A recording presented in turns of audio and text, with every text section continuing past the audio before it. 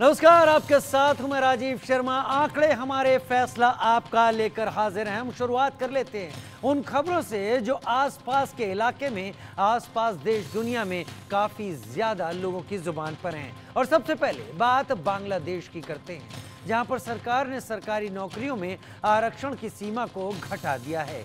सरकार ने ढाका हाईकोर्ट के फैसले को पलटते हुए सरकारी नौकरियों में आरक्षण की सीमा 56% से घटा दी है। अब सरकारी नौकरियों में आरक्षण की सीमा 7% तय कर दी गई है। 7% आरक्षण में स्वतंत्रता संग्राम सेनानियों के परिवारों को नौकरियों में 5% आरक्षण दिया जाएगा। इस आरक्षण की सीमा पहले 30% थी। बाकी बचे 2% आरक्षण में एथनिक माइनॉरिटी, दिव्यांग और ट्रांसजेंडर शामिल होंगे।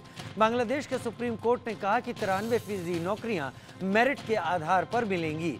बांग्लादेश की सरकार ने 2018 में अलग अलग कैटेगरी में मिलने वाले 56% आरक्षण को खत्म कर दिया था, लेकिन इसी साल 5 जून को ढाका हाईकोर्ट ने सरकार के फैसले को पलटते हुए दोबारा आरक्षण लागू कर दिया।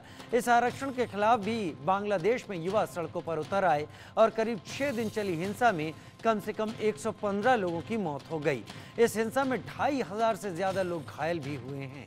सरकार ने अब आरक्षण की सीमा घटा दी है, लेकिन अब भी बांग्लादेश में कर्फ्यू जारी है और सभी यूनिवर्सिटी बंद हैं। ढाका हाईकोर्ट के फैसले के बाद सामान्य वर्ग के लिए 44% सीटें रह गई थी। 30% सीटें स्वतंत्रता सेनानियों के परिवारों के लिए रिजर्व कर दी गई थी। 10% आरक्षण पिछले जिलों से आने वालों के लिए था।